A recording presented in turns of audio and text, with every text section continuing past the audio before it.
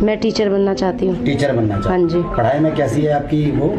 Sir ठीक है। अच्छा, यहाँ आप कब से रह रही हो? सर मेरे को 1 साल हो गए हैं यहाँ पे। अच्छा, सर की कैसी व्यवस्था है यहाँ पर? जितना उनसे हो पाता है, बन पाता है, वो करते हैं हमारे लिए, चाहे वो जैसे भी करे, चाहे उनकी स्थिति कैसी भी हो, पर वो हमारे लिए करते हैं। चाहे अच्छा, पढ़ाई के लिए सरकार बड़ा बड़ा बजट जो है वो छात्र छात्राओं के लिए देती है, आप लोगों के लिए भी चाहेंगे कि आपको भी बजट मिले, रहने आने की व्यवस्थाएं मिले? यस सर, हम चाहते हैं, क्योंकि हम ब्लाइंडों के लिए अब जैसे कि अब धीरे धीरे आपने सुना होगा कि एग्जाम ब्लाइंडों के लिए बोला गया है कि अब धीरे धीरे करके कंप्यूटर के थ्रू ही अब एग्जाम्स दिए जाएंगे। तो हम यही सरकार से चाहते हैं कि ब्लाइंडों के लिए सुविधाएं दी जाए। पहले तो ब्लाइंडों को रहने के लिए जगह दी जाए, पढ़ने के लिए उनके लिए अलग अलग लैपटॉप्स हो गए और टैबलेट वगैरह हो गए, तो उसकी सुविधाएं की जाए। कॉलेज कैसे जाती हैं आप? सर मैं कॉलेज बस से जाती हूँ। तो बस में मतलब कोई दिक्कत होती है? यस सर, काफ़ी दिक्कत होती है। जब भी हम बस स्टैंड पे खड़े होते हैं तो हम किसी से भी पूछते हैं, तो हम उनको एक्सक्यूज मी मतलब उनसे पूछते हैं कि हमें बस आएगी तो बता देना। कई बार होते हैं वो लोग नहीं बताना मांगते हैं, और बहुत कम लोग ऐसे होते हैं जो हेल्प कर देते हैं। बहुत कम लोग होते हैं? हाँ जी। ना के बराबर है? हाँ जी। अच्छा, आपका नाम क्या है? मेरा नाम पूजा है और पूजा कहाँ से हो? मैं उत्तराखंड से बिलोंग करती हूँ। और अभी मैं BA सेकेंड ईयर की छात्रा हूँ और मैं गार्गी कॉलेज में पढ़ती हूँ। पूजा कब से रह रही हो यहाँ पर? अभी मुझे 1.5 साल हुआ है। तो कैसा तैयारियां हैं, कैसी व्यवस्थाएं आप लोगों के लिए? मुझे 1.5 साल में जो मैंने अभी यहाँ पे रही हूँ, मुझे यहाँ का अनुभव बहुत अच्छा लगा है और सर की तरफ से मुझे अभी तक कोई ऐसी कमी महसूस नहीं हुई है, क्योंकि जिस तरह मैं अपनी फैमिली के साथ रहती हूँ उसी तरह मुझे यहाँ पर भी अच्छा लगता लेकिन है। पूजा सर अपनी जेब से कर रहे हैं ना सब? हाँ। कुछ सरकार से कुछ नहीं मिलता नहीं। आपको? अच्छा, जाने वाने में बसों में कुछ फ्री का कोई व्यवस्था है? सर मेरा तो कॉलेज बहुत दूर है, मुझे कभी कभी मिनिमम 7 या 8 बसेस चेंज करनी पड़ती है। तो मुझे, और जब मैं शाम को पहुंचती हूँ तो मिनिमम 8 बजे तक मैं यहाँ एंट्री देती हूँ, और मेरा जो हेल्थ इशू है उसमें प्रॉब्लम होता है, और जो मेरा मतलब कि कॉलेज में पढ़ाया जाता है वो मुझे पढ़ने में दोबारा प्रॉब्लम होता है, क्योंकि मैं 8 बजे यहाँ पहुँचती हूँ, सुबह फिर मुझे मॉर्निंग में 6:30 निकलना पड़ता है। तो कितना कष्ट होता होगा बच्चा आपको? तो सरकार से कुछ अपील करना चाहेंगे कि वो आप लोगों के लिए व्यवस्था बनाए, ऐसी कोई बस हो या? हाँ, मैं सरकार से यही अपील करना चाहती हूँ कि जो ब्लाइंड बच्चे हैं यूनिवर्सिटी वाले, उनके लिए अलग से बस लगाए जाए, नॉर्थ कैंपस से साउथ कैंपस, जो एक ही बस कंटिन्यू चले, और मतलब कि क्योंकि जो साउथ कैंपस के बच्चे हैं ब्लाइंड, उनको बहुत प्रॉब्लम्स होते हैं, और हम डेली क्या बनना चाहती हो आप? मैं टीचर बनना चाहती हो? बहुत खुशी है टीचर बनने की आपको? हाँ, वो मेरा परेशानी बहुत उठा रही हो आप? हाँ। आपका नाम क्या है? सर मेरा नाम सुनीता नेगी है। सुनीता कहाँ से हो? सर मैं उत्तराखंड से हूँ, उत्तराखंड नैनीताल। अच्छा, क्या कौन सी पढ़ाई कर रही हो? मैं अभी DLED कर रही हूँ। अच्छा, DLED कर रही हो? Yes sir. सुनीता, मैं कह रहा हूँ कब से रह रही हो आप यहाँ पर? सर मुझे मैक्सिमम 2 साल हो गए यहाँ पर रहते। अच्छा, कैसा व्यवस्थाएं कैसी हैं सर की तरफ से आपको? सर की तरफ से तो हर व्यवस्थाएं अच्छी होती है, वो अपना हमेशा बेस्ट देते हैं। हमारी कोई भी डिमांड होती है सर, कुछ भी मतलब जैसे आज कुछ खाने का मन हुआ, जैसे आज ही का ले लो कि हमें मैगी खानी थी, तो सर ने अपने पॉकेट से पैसे दिए और सारे बच्चों को मैगी खिला दी। क्या बात है। हाँ। क्या बनना चाहती हो? सर मैं टीचर बनना चाहती हूँ। टीचर बनना? Yes sir. लेकिन जाने की व्यवस्था? यस सर, क्योंकि मुझे सुबह मॉर्निंग में मेरे 7 बजे यहाँ पे प्रेजेंट होना होता है, तो मैं 6 बजे निकल जाती हूँ, तो मुझे बस नहीं मिलती है। अगर मैं किसी मेरे को दिखता नहीं है उतना, तो मैं पूछती हूँ कौन सा नंबर ये जाएगी। कोई इतना अच्छा होता है कि वो बैठाल के तक चला जाता है, लेकिन कोई ऐसा होता है कि वो हाँ बताऊंगा बोलता है, उसके बाद वो पूछता भी नहीं है। और सर यहाँ पे तो मतलब जंगली वो गाय वाय जो है ऐसे घूम रही है, पर जो एक गाय पीछे से मेरे आई थी तो सर बैग पूरा टांग दिया था ऊपर को। तो ऐसी भी दिक्कत होती है सर, गाय वाय आती तो उतना पता नहीं चलता है, हादसे भी होने का डर रहता है। हाँ, मतलब गाय वाय मार देती है पीछे से आके। मतलब हर इंसान ईमानदार नहीं है कि आपकी नहीं हेल्प सर, करे? हाँ हर कोई नहीं है सर, मतलब कुछ है पर हर कोई नहीं है। ठीक है, आपका नाम क्या है? सर मेरा नाम भावना। कहाँ से हैं आप? उत्तराखंड से। आप कौन सी पढ़ाई कर रही हैं? मैं BA थर्ड ईयर। अच्छा, आप कब से रह रही हैं यहाँ पर? मैं 3 साल से रह रही हूँ, फर्स्ट ईयर से। सर की व्यवस्थाएं कैसी हैं? सर की व्यवस्था तो सारी अच्छी है, मुझको तो कोई कमी नहीं दिखती, सभी अच्छी है। और आप कहाँ जाती हो कॉलेज में? सर मैं नज़दीक है DRC कॉलेज, दिल्ली यूनिवर्सिटी। जाने में कोई दिक्कत तो नहीं होती? हाँ सर, मतलब भीड़ भाड़ तो सर रहता ही है, पब्लिक बहुत सारी है इधर तक, तो लेकिन जाने में दिक्कत होती है? हाँ सर, हल्का हल्का तो होता ही है। चलिए, आपका नाम? सर मेरा नाम योगिता है। योगिता जी, कहाँ से हैं आप? मैं मथुरा से हूँ। अच्छा, मथुरा से हो। कौन सी पढ़ाई कर रही हो? मेरा MA चल रहा है हिंदी से। अच्छा, तो यहाँ रह रही हो आप? कब से रह रही हो? 2 साल हो गया मुझे। अच्छा, तो कैसी व्यवस्था है यहाँ पर? यहाँ पे सर व्यवस्था तो अच्छी है, मतलब अपने हिसाब से सर जितना होता है उनसे करते हैं। मेन चीज़ हमारी यही है कि थोड़ा ट्रैवल करने में दिक्कत हो जाती है, तो बस होनी चाहिए, मतलब जितने भी हमारे दिल्ली में ब्लैंड बस आप लोगों के लिए हो जाए, हाँ जी, या कोई सभी के लिए ट्रेवल्स गाड़ी हो जाए तो जी ज़्यादा जी जी अच्छा हाँ है। जी। अच्छा, आप कहाँ से हैं?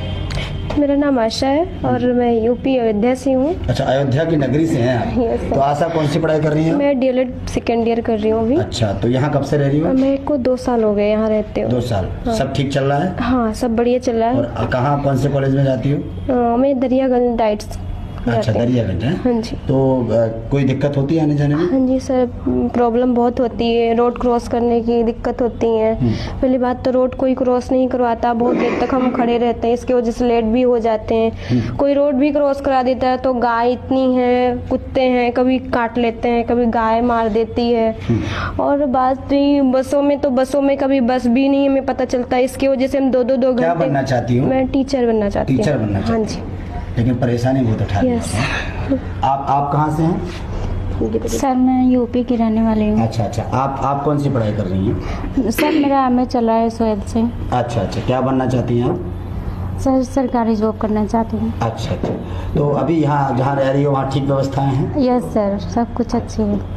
अच्छा अच्छा, और सरकार जब आप जाती हो तो कोई दिक्कत होती है, आपको परेशानी होती है? सर सारे लोग बता चुके हैं, बस वही बात है, बस की दिक्कत है, कोई हेल्प करता है चलो, नहीं करता है। चलिए ठीक है। तो देखिए किस तरीके से जो है इन बच्चों को परेशानियां होती हैं, और उत्तर प्रदेश के कोने कोने से जो है ये बच्चे यहाँ पर आए हुए हैं। उत्तर प्रदेश के कोने कोने से, कोई उत्तर प्रदेश से है, कोई झारखंड से है, कोई अयोध्या से है, कोई गोरखपुर से है, तमाम जगहों से आए हुए हैं। समस्या सिर्फ एक है कि व्यवस्थाएं बिल्कुल बेकार हैं। मेरे साथ एक बच्ची है जो बोलना चाहती है। जी, क्या नाम है बेटा? मेरा नाम ममता है और मैं यूपी अयोध्या से बिलोंग करती हूँ, और अभी मैं दिल्ली यूनिवर्सिटी से मेरा ग्रेजुएशन पास आउट हुआ है दौलत राम कॉलेज से, और अभी मैं फ़िलहाल मैं एसओएल से एमए कर रही हूँ, और साथ में मैं डीएलएड कर रही हूँ, टीचिंग कोर्स जो है डिप्लोमा। तो सर मैं ये बोलना चाहती हूँ गवर्नमेंट से कि आप लोगों ने फ्री बस सेवा तो दिल्ली में दे दी, मेट्रो आपने प्राइवेट की, पर मेट्रो में जो आप सेवाएं देते हैं हम लोगों को, क्यों हम उसमें पे करते हैं? अब बसों में हम लोग पे नहीं करते, इसलिए ना हमें हेल्पर मिलता है, और अगर हम मेट्रो में जाते हैं पे करते हैं तो हमें हेल्पर मिल रहा है, वो हमारा हाथ पकड़ के हमें बस मेट्रो में चढ़ा रहा है, उतार रहा है, हर एक वो चीज़ कर रहा है जो हमें चाहिए एक व्यक्ति से। वही अगर हम एक रोड पे खड़े हैं तो हमें लोगों से विनती करके, I request you, hello please बस नंबर बता दो। कोई पढ़ा लिखा नहीं है तो वो कहता है हम तो पढ़े लिखे ही नहीं है, हम क्या बताएं? तो हम उसे क्या कह सकते कि आपको पता ही नहीं है? चलो हम उसे कुछ नहीं कह सकते, पर मैं तो ये कहती हूँ ना गवर्नमेंट से कि आप भी अगर जैसे मेट्रो में पैसे देके हम सेवाएं ले रहे हैं, तो क्या आप गवर्नमेंट हमारे लिए एक बस स्टैंड पे एक हेल्पर नहीं रख सकती कि जिसको नहीं दिखता, बस नंबर नहीं दिख रहा, रोड क्रॉस नहीं कर पा रहा है? कितने हादसे होते हैं, बच्चे रोड क्रॉस करते हैं, हाथ देते, बस वाले नहीं रोकते, कुछ तो स्टिक पे से बाइक चढ़ा के चले जाते हैं, स्टिक टूट जाती है। आज स्टिक का कीमत देख लो 150 175 रुपए, हम स्टिक खरीदे, हम लोग राइटर भी ले जाएं, पेपर भी दें, और गवर्नमेंट पेंशन दे रही है 2500, कहीं दे रही है 1500, कहीं दे रही है 2500, कहीं दे रही है कितना कितना। अरे गवर्नमेंट से ये पूछिए 2500 में आपका पूरे महीने का खर्चा चल जाएगा? चल जाएगा। मेट्रो में भी जा रहे हैं, 50 रुपए टिकट है, 30-40 रुपए टिकट है एक दिन का, एक तरफ का, दूसरे तरफ से आ रहा है बच्चा पैदल आएगा। बस नहीं है तो वो कहाँ से आएगा? बस भी है तो बस अगर कहीं उतार देगी तो उसको यही नहीं पता कि आना कहाँ से है, तो वो रूट भी नहीं पता चल पाता है। सरकार से क्या अपील है आपकी? मैं तो यही कहूंगी कि दिल्ली सरकार अगर सुविधाएं दे रही है तो इक्वल दे, नहीं तो ना दे। अगर आप मेट्रो में भी अच्छी सुविधा दे रहे हैं तो आप बस के लिए भी हमें अच्छी सुविधाएं दें, ताकि हम लोगों के साथ जो एक्सीडेंट होते हैं ना वो अच्छे नहीं होते। दिल्ली में फैसिलिटी है पर गर्ल्स सेफ नहीं है भाई। हम तो कहते हैं रोड क्रॉस करा दो, हमें क्या पता चल रहा है कोई रोड क्रॉस करा रहा है वो कहाँ ले जा रहा है हमें। अच्छा, जहाँ आप रह रही हैं वहाँ पर सारी व्यवस्थाएं ठीक हैं? हाँ, यहाँ पे तो है। मैं यहाँ 2022 से रह रही हूँ, तो मेरा ग्रेजुएशन भी, हाँ, तो सर तो देखिए सर की गवर्नमेंट जॉब थी, जब तक सर अपने ही उसे पैसे से ही कर रहे हैं। आप सोचिए उनकी रिटायरमेंट हो गया है, पेंशन आ रही होगी, उससे भी वो हमारे लिए कितना ही कर पाएंगे। जब तक तो उन्होंने किया, हम उनको सैल्यूट करते हैं कि उन्होंने हमारे लिए किया, बट अकेला व्यक्ति तो नहीं कर सकता ना। ठीक है, ठीक है। Thank you sir. तो देखिए, अक्सर आपने सुना होगा कि एक बाप भी अगर होता है तो एक बाप भी अपने दिव्यांग बच्चे के लिए इतना नहीं सोचता है जितना ये भाई साहब सोच रहे हैं। सरकारी जॉब थी, रिटायरमेंट के बाद पूरा पैसा जो है वो इन बच्चों के बीच में लगाने में पड़ लिया है। मैडम है हमारे साथ। मैडम एक बार खड़े हो जाइए आप। अच्छा आरती जी थोड़ा खड़े हो जाइए। आरती जी, ये जो घटना है आप सुन, जो बच्चों के बारे में आपने सुना है यहाँ पर, एक बच्चे ने अपना दर्द सुनाया है, क्या कुछ कहेंगी दिल्ली जैसी? देखिए, मैं यही कहना चाहूँगी सरकार से कि अपने लिए जिए तो क्या जिए, दूसरों के लिए जीना चाहिए। और जो इस टाइम ज़रूरत है वो एक्चुअल में इन बच्चों को ज़रूरत है, और ये देख नहीं पा रहे, कोई जान के तो अंधे हुए नहीं हैं, जन्म से अंधे हैं, तो इनकी हेल्प करनी चाहिए। जो 1-1, 2-2 करोड़ रुपए लगा के ये प्रोजेक्ट बना रहे हैं, वो प्रोजेक्ट बना रहे हैं, ये आए दिन पेपर में, न्यूज़ में हमें सुनने को मिलता है, लेकिन उसका कोई बेनिफिट नहीं है। अगर आपके रहते हुए बच्चे इतने परेशान हैं, इनको कोई सुविधा नहीं मिल रही है, हमारे साथ ये RS बालिगे हैं, ये कब तक करेंगे?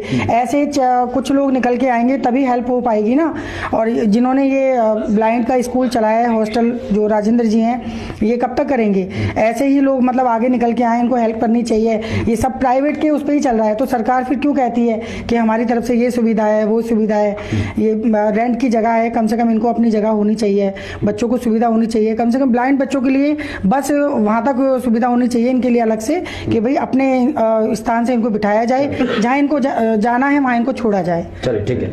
तो देखिए 27,000 रुपए का जो है ये एक घर लिया गया है, जिसमें 3-4-5 कमरे हैं, जहां पर इन बच्चियों को रखा जाता है, इनकी सेफ्टी की जाती है, इनका खाने पीने का ध्यान दिया जाता है। और मैं एक एक बच्चे को कहूँगा कैमरामैन से कि एक एक बच्चे को बड़े गौर से दिखाइए कि ये बेचारे कोई देख नहीं सकता, कोई सही से चल नहीं सकता, कोई बेचारा किधर देखता है। तो मतलब इस तरीके की जो है दिव्यांग तरीके से ये लोग हैं, और आप एक एक बच्चे को बड़े गौर से देख सकते हैं। और इनको देखने के बाद आपकी भी आंखें नम हो जाएंगी, आपको भी तरस आ जाएगा, और आप जैसे लोग भी, और आप जैसे पीछे देखिए, पीछे भी बच्चे बैठे हुए हैं, मैं कैमरामैन से कहूँगा पीछे भी दिखाएं। ये देखिए, ये बेचारे कुछ बच्चे हैं जो चल नहीं पाते हैं, वो देखिए पीछे जो दूसरी लड़की बैठी हुई।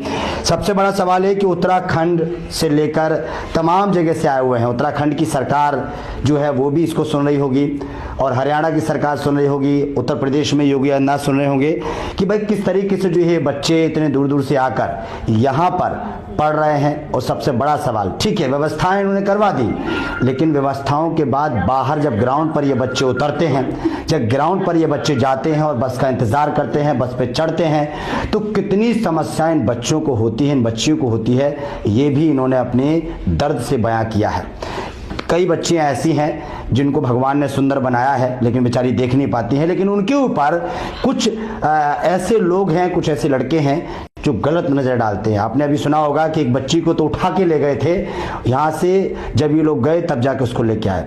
तो ये बहुत बड़ी बात है, और ये दर्द भरी कहानी है।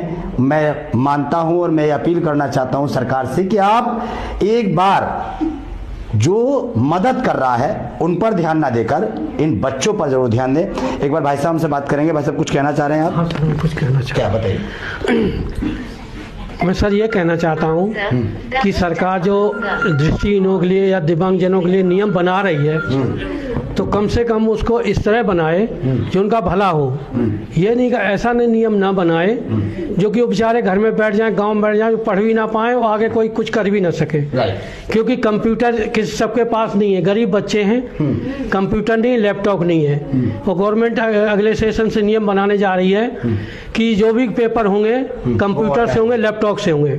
तो जब इनके पास इनको कोई सीखने को नहीं मिलेगा, कुछ करेंगे नहीं, तो ये बच्चे कहाँ से देंगे? बिल्कुल ठीक है। तो इसलिए गवर्नमेंट को सोचना चाहिए इसको। ठीक है, ठीक है। तो देखिए किस तरीके से ये बताया गया है कि सरकार की तरफ से एक नियम बनाया जा रहा है, जिसमें ये बताया जा रहा है कि भाई अब कंप्यूटर और लैपटॉप से जो है वो एग्जाम्स होंगे, पढ़ाई होगी। लेकिन अब सवाल ये हो रहा है खड़ा कि इन तमाम बच्चों के बारे में मैंने सुनाया है, एक एक बच्ची ने बताया है कि किसी को टीचर बनना है, किसी को सरकारी नौकरी करनी है, और कितनी खुशी बच्चियों के अंदर देखी जा रही है, कितनी खुशी के साथ वो पढ़ाई करती हैं, अपना मन लगाती हैं। लेकिन जब ऐसी घटनाएं उनके साथ होती हैं, जब उनको यहाँ से इस घर से बाहर निकलना पड़ता है, ग्राउंड पर उतरती हैं और कॉलेज तक उतरती हैं, कॉलेज तक जाती हैं, तो कितनी परेशानियों का सामना करना पड़ता है, ये भी एक बहुत बड़ा सवाल है। सरकार को इस पर कदम उठाना चाहिए।